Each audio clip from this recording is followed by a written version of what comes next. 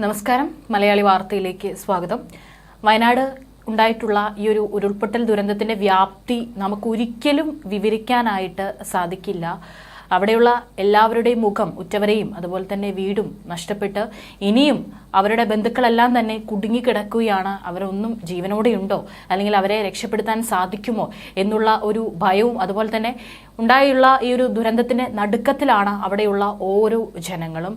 ചുറ്റിലും ഇന്നലെ വരെ ഉണ്ടായിരുന്ന വീടുകളും അതുപോലെ തന്നെ കടകളും ആൾക്കാരെ ഒന്നും തന്നെ ഇപ്പോൾ അവർക്ക് ഒരു നിമിഷം നേരം കൊണ്ടാണ് അതെല്ലാം അവിടെ കാണാതായത്. ഇപ്പോഴും ഒരുപാട് പേരെ രക്ഷപ്പെടുത്തിയിട്ടുണ്ട്. പക്ഷെ അതിൽ പലരുടെയും സ്ഥിതി അതീവ ഗുരുതരമാണ്. വളരെ ദുഃഖകരമായ വാർത്തയാണ് വയനാട് നിന്ന് നമുക്ക് ലഭിക്കുന്നത്. ഈ ഒരു മുണ്ടക്കൈ മേഖലയിൽ ഉണ്ടായത് വൻ ഉരുൾപൊട്ടലാണെന്ന് MLA ടി സിദ്ദിഖ് അടക്കം നേരത്തെ പ്രതികരിച്ചിട്ടുണ്ടായിരുന്നു. ഇപ്പോഴും അവിടെ ആശുപത്രിയിലുള്ളവരുടെ അവസ്ഥയെല്ലാം വളരെ ഗുരുതരമാണ്. സൈന്യം എത്താത്തതിനാൽ തന്നെ വടം കെട്ടി NDRF സംഘങ്ങൾ അക്കരെ കടക്കാനുള്ള വളരെ ദുർഘടമായ ശ്രമമാണ് ഇപ്പോൾ നടത്തിക്കൊണ്ടിരിക്കുന്നത്. ജീവിച്ചിരിക്കുന്നവരെയും അതുപോലെ ഒപ്പം പരിക്കേറ്റവരെയും എത്രയും വേഗം രക്ഷപ്പെടുത്തുന്നതിനാണ് അവിടെ ഏറ്റവും കൂടുതൽ പ്രാധാന്യം നൽകുന്നത്. പല ജനപ്രതിനിധികളും അവിടെ സംഭവ സ്ഥലത്തുണ്ട്. ഈ ഒരു രക്ഷാപ്രവർത്തനം എല്ലാം തന്നെ ഏകോപിപ്പിക്കുന്നതിന്റെ തിരക്കിലാണ്. അവിടുത്തെ ഒരു കാലാവസ്ഥ അനുസരിച്ച് ഏകദേശം 3 മണിയോട് കൂടിയിട്ടാണ് അവിടെയൊക്കെ മഞ്ഞ് ഇറങ്ങി തുടങ്ങുന്നത്.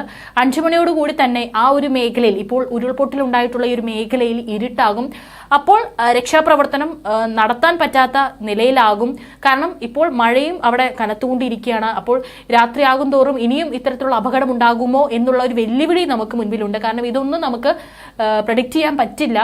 ഏതായാലും 5 മണിയോട് കൂടി തന്നെ എത്രയും വേഗത്തിൽ ആൾക്കാരെ രക്ഷപ്പെടുത്താൻ സാധിക്കുമോ അതിനുള്ള എല്ലാ തയ്യാറെടുപ്പുകളും അവിടെ നടത്തിക്കൊണ്ടിരിക്കുകയാണ്. അതിനു മുൻപ്, ഈ 5 മണിക്ക് മുൻപ് തന്നെ, ഇരുട്ടാവുന്നതിന് മുൻപ് തന്നെ സാധ്യമായ എല്ലാം ചെയ്യണമെന്നാണ് അവിടെയുള്ള ജനപ്രതിനിധികൾ അടക്കം പറഞ്ഞിട്ടുള്ളത്. വായുസേനയുടെ ഹെലികോപ്റ്ററിനും ദുരന്ത മേഖലയിലേക്ക് എത്താൻ ഇതുവരെയായിട്ട് സാധിച്ചിട്ടില്ല. മോശം കാലാവസ്ഥ കാരണമാണ് ഹെലികോപ്റ്ററിന് പോലും ഈ ഒരു ദുരന്ത മുഖത്തേക്ക് എത്താനായിട്ട് സാധിക്കാത്തത്. വൈകിട്ട് 5 മണിയോടെ പ്രദേശത്ത് ഇരുട്ട് പരക്കും. ഇതോടെ രക്ഷാപ്രവർത്തനം കൂടുതൽ ദുഷ്കരമാകും. ഒരുപക്ഷെ നിർത്തിവെക്കേണ്ടി വരെ തന്നെ വരും. മുണ്ടക്കയിൽ 2 വാർഡുകളിലായി ഏതാണ്ട് 3000-അടുത്ത് ജനസംഖ്യയാണുള്ളത്. എല്ലാവരും മുണ്ടക്കയിൽ ഇല്ലെങ്കിലും ഇന്നലെ ഈ പ്രദേശത്ത് ഉണ്ടായിരുന്നവരുടെ കാര്യത്തിൽ ആശങ്കയുണ്ട്. ഇപ്പോഴും ഒരു ഏറ്റവും വലിയ വെല്ലുവിളി എന്ന് പറഞ്ഞാൽ കൃത്യമായി എത്ര പേര് ഇനിയും കുടുങ്ങിക്കിടക്കുന്നുണ്ട്, എത്ര പേരെ കാണാതായിട്ടുണ്ട് എന്നുള്ള വിവരങ്ങളൊന്നും ഇപ്പോഴും കൃത്യമായി ഈ ഒരു രക്ഷാപ്രവർത്തനം നടത്തുന്നവർക്ക് അറിയില്ല എന്നുള്ളതാണ്. ഇപ്പോൾ ആശുപത്രികളിൽ അഡ്മിറ്റ് ആയിട്ടുള്ള ആളുകളുടെ അടുത്ത് നിന്നാണ് ഇപ്പോൾ വിവരങ്ങൾ ശേഖരിക്കുന്നത്. അതുപോലെ തന്നെ അവിടെ മറ്റു പ്രാദേശികമായിട്ടുള്ള ആളുകളുടെ സഹായം എല്ലാം തന്നെ തേടുന്നുണ്ട്. കൂടാതെ ഈ മൃതദേഹങ്ങളെല്ലാം തന്നെ ചാലിയാറിലൂടെ ഒഴുകി നിലമ്പൂരിൽ വരെ എത്തിയെന്ന വളരെ ഞെട്ടിക്കുന്ന ഭയാനകമായ വിവരവുമുണ്ട്. 2 ഉരുൾപൊട്ടലാണ് ഇവിടെ ഉണ്ടായതെന്നാണ് വിവരം. പുലർച്ചെ 3 മണിയോടെ ഉണ്ടായ രണ്ടാമത്തെ ഉരുൾപൊട്ടലാണ് ഏറ്റവും കൂടുതൽ ഭീകര ദുരന്തം വിതച്ചത്. ഇതിലെല്ലാം തകർന്നിട്ടുണ്ട്. ഈ സമയം ഇവിടെ ഉണ്ടായവരുടെ കാര്യത്തിൽ വലിയ ആശങ്കയാണുള്ളതെന്നും അദ്ദേഹം പറഞ്ഞിട്ടുണ്ട്. വിലങ്ങാട് ഉരുൾപൊട്ടലിൽ 11 വീടുകളാണ് ഏകദേശം പൂർണ്ണമായി തകർന്നിരിക്കുന്നത്. ശബ്ദം കേട്ട്, ആദ്യത്തെ ഒരു ഉരുൾപൊട്ടൽ ഉണ്ടായപ്പോൾ ശബ്ദം കേട്ട് വീട്ടുകാരെല്ലാം ഓടി രക്ഷപ്പെട്ടു.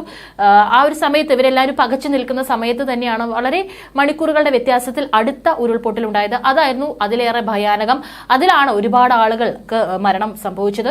ഇപ്പോൾ നിലവിൽ ഏറ്റവും ഒടുവിലായിട്ട് നമുക്ക് ലഭിക്കുന്ന റിപ്പോർട്ടുകൾ അനുസരിച്ച് 51 ആളുകളാണ് ഏറ്റവും ഒടുവിലായിട്ട് മരിച്ചതായിട്ട് സ്ഥിരീകരിച്ചിരിക്കുന്നത്. അതുമാത്രമല്ല, ഇനിയും മരണസംഖ്യ ഉയരാനുള്ള സാധ്യതയുണ്ട്. വളരെ ദുഃഖകരമായ ഒരു സംഭവമാണ്. നമുക്കിതിന്റെ ദുരന്തം എത്രത്തോളം ഉണ്ട് എന്നും നമുക്ക് വിവരിക്കാനായിട്ട് പോലും സാധിക്കില്ല. ഏതായാലും രക്ഷാപ്രവർത്തനങ്ങൾ അവിടെ പുരോഗമിച്ചുകൊണ്ടിരിക്കുകയാണ്. ഇനിയും എത്രത്തോളം ആളുകളാണ് അവിടെ ഒറ്റപ്പെട്ടിരിക്കുന്നത് തുടങ്ങിയിട്ടുള്ള വിവരങ്ങളെല്ലാം ശേഖരിച്ചുകൊണ്ടിരിക്കുകയാണ്. അതുപോലെ തന്നെ സൈന്യത്തിന്റെ കൂടുതൽ സംഘം അവിടേക്ക് എത്താനായിട്ടുള്ള എല്ലാ വഴികളും നോക്കുകയാണ്. എന്നാൽ കാലാവസ്ഥ അടക്കമാണ് ഇപ്പോൾ വെല്ലുവിളിയായിട്ട് നിൽക്കുന്നത്. സൈന്യം എത്തുന്നതോടുകൂടി താൽക്കാലിക പാലങ്ങൾ നിർമ്മിച്ച് ഒറ്റപ്പെട്ട് കിടക്കുന്ന ആളുകളെ എത്രയും വേഗത്തിൽ തന്നെ നമുക്ക് രക്ഷപ്പെടുത്താൻ സാധിക്കും എന്നാണ് അറിയാൻ സാധിക്കുന്നത്. ഏതായാലും നിരവധി കുടുംബങ്ങളെയും കാണാതായിട്ടുണ്ട്. സ്ഥലത്ത് രക്ഷാപ്രവർത്തനം ഈ ഒരു വെല്ലുവിളി സൃഷ്ടിച്ചുകൊണ്ട് മുന്നേറുകയാണ്. എത്രയും വേഗം തന്നെ നമുക്ക് എല്ലാവരെയും രക്ഷിക്കാൻ സാധിക്കുമെന്ന് തന്നെ നമുക്ക് വിശ്വസിക്കാം.